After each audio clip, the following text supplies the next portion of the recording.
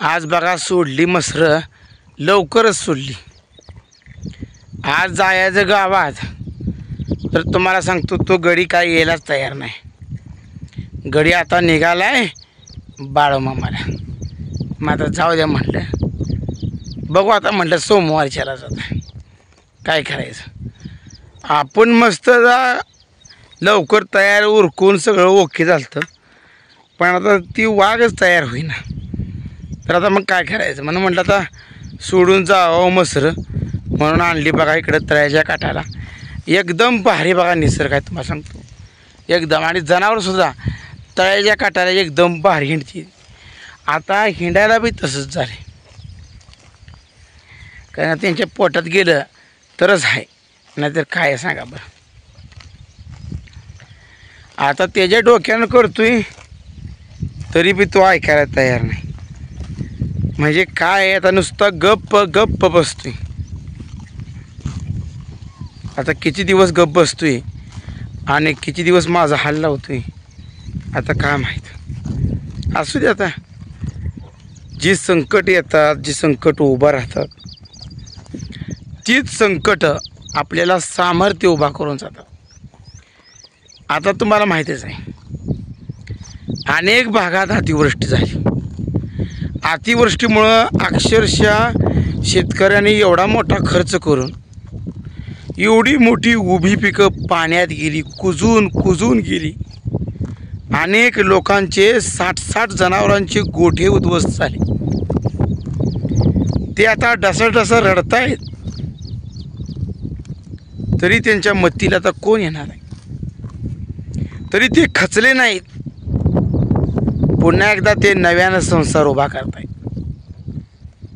म्हणजे एवढं नुकसान होऊन सुद्धा शेतकरी खचत नाही, पुन्हा एकदा नव्या ताकदीनं, नव्या उमेदीनं, नव चैतन्य निर्माण करून पुन्हा संसार फुलवतो। खरंच आदर्श घेण्याजोगा आहे। आणि आपलं तर काही नुकसानच झालं नाही, आपलं फक्त वाटणी करायचं आहे, तो बी तयार होत नाही। त्यामुळं आपण सुद्धा खचून जायचं काय काम नाही। नाही दिलं तरी हिमतीनं कमवून दाखवायचं। बघायचं 1-2 दिवस, सोमवारी आला तर बरं, नाही आला तर मी विषय सोडून देणार आणि पुन्हा मी माझ्या ताकदीनं सगळं उभं करणार आहे। ह्या निराशेच्या पायातच माझी सोन्यासारखी शिरड मी केली। मला वाईट वाटलं, पण अडचण होती म्हणून केली। मला शिरड ऐकायचं काय ही नव्हतं, पण आता ती मिळतात का? नाही मिळत। एकदा आपल्या हातून माल गेला का पुन्हा मिळत नाही। खूप कष्टातून उभा करावा लागतो, पण त्या निलेश भाऊच्या पायातच मी शिरड ऐकली संपूर्ण। अजून मी नवीन आहे, त्यामुळं आपल्यालाही शिरड मसरं सगळे हँडल होणार नाही। अडचण असल्यानंतर माणूस काय करणार? आता हळूहळू माझं बी मनोधैर्य वाढेल चांगलं, आणि पुन्हा मी आहे सुद्धा टॉपलाच जाणार। पण त्याला थोडे दिवस संघर्ष करावा लागेल, थांबावं लागेल, वाट पाहावं लागेल। वेळ प्रत्येकासाठीच येते, पण त्या संधीचा उपयोग त्या माणसाला करून घेता आला पाहिजे। तो तर आई असल्यापासून ट्रेंड झाला आहे, सगळ्या वस्तू घेण्यापासून, बाजारापासून सगळ्या। मी ट्रेंडच नव्हतो, मी एक काम ते एक काम, म्हणून आता मला सगळी कामं करावं लागतंय। त्यामुळं मी सध्या दडपणाखाली आहे, पण हे दडपण माझ्या डोक्यावरचं ओझंसुद्धा एक दिवस कमी होणार। कारण का प्रत्येक वेळा संघर्षातून माणूस ज्यावेळी तो संघर्ष निर्माण करतो आणि संघर्षातून माणूस खरा ओरिजिनल तयार होतो। दुसऱ्याच्या दिवस किती दिवस हा इथं जगायचं, हा एक मोठा प्रश्न आहे. आणि दुसऱ्याच्या जीवावर जगणारा माणूस असेल, कार्यकर्ता असेल, कोणी असेल, तो जास्त दिवस तग धरू शकत नाही. म्हणून स्वतःच्या हिमतीवरच निलेश भाऊ मी पण दाखवणार आहे. पण कसं आहे, त्याला पैशाची गरज लागते, भांडवल लागते. माझ्यापाशी भांडवल नाही सध्या, म्हणून मी बँकेकडून कर्ज घेण्याच्या मार्गावर आहे. आणि त्याला हा समज येत नाही. समज देत नाही म्हणूनच आपण संमतीनं गट फोडू म्हटलं आणि गट फोडून सगळं ओके करू म्हटलं, तरच तो प्रत्येक दिवस ढकलतोय. अरे भाऊ, किती जरी दिवस ढकलले तर तुझ्यावर सुद्धा ही वेळ कधी ना कधी येईल. तुझ्यावर सुद्धा कधी ना कधी संकट येईल. त्यावेळी तुझ्या पाठीशी मीच उभा असेल, लक्षात ठेव. माझ्या म्हणण्यानं कसं होतं, आधी घर नावावर करायचं.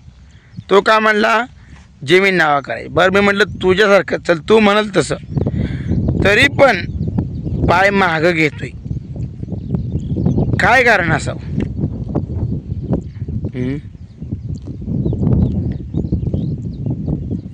असं तू किती दिवस करणार? किती दिवस करणार मला सांगतो. पण एक दिवस माझा सुद्धा असेल.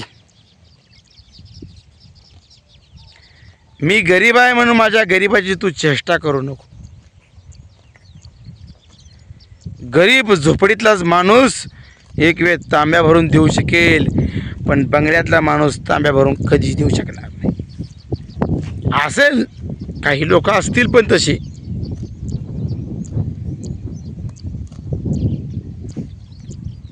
आता मी किती दिवस तुझ्या मागे चालायचं?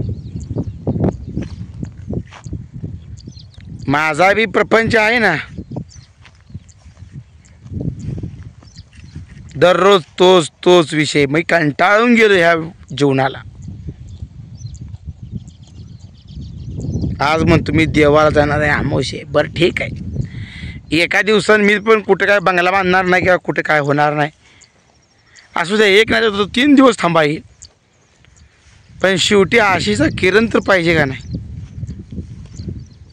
का प्रत्येक वेळी पदरी निराशाच? माझ्या पदरी निराशा देऊ नको भाऊ. मी खूप समजदार माणूस आहे. मी खूप समजदार होतो म्हणून तर अनेक वर्ष आपण एकत्र काढली. पण आता कसं आहे माहिती आहे का, तुझ्या बी डोक्यामध्ये काहीतरी खुराक शिजत असेल. माझ्या डोक्यात काय शिजत नाही. पण तू द्यायलाच तयार नाही. एक दिवस मला मिळणार आहे. कारण भाव हिस्सा हा कुठं चुकत नसतो. कारण का वडिलार्जित प्रॉपर्टीमध्ये मुलांना समसमान हिस्सा मिळतोच. तू कुठं जरी गेला आणि कुठं जरी चौकशी केली तर हा हिस्सा काही चुकत नाही भावा. माझं मन काय दुखावू नको. सगळं व्यवस्थित करून दे निलेश भाऊ. मी तुला प्रत्येक वेळी सांगत झालो. भाऊ आता तुझा किती इफेक्ट पडतोय तुझ्या डोक्यावरती.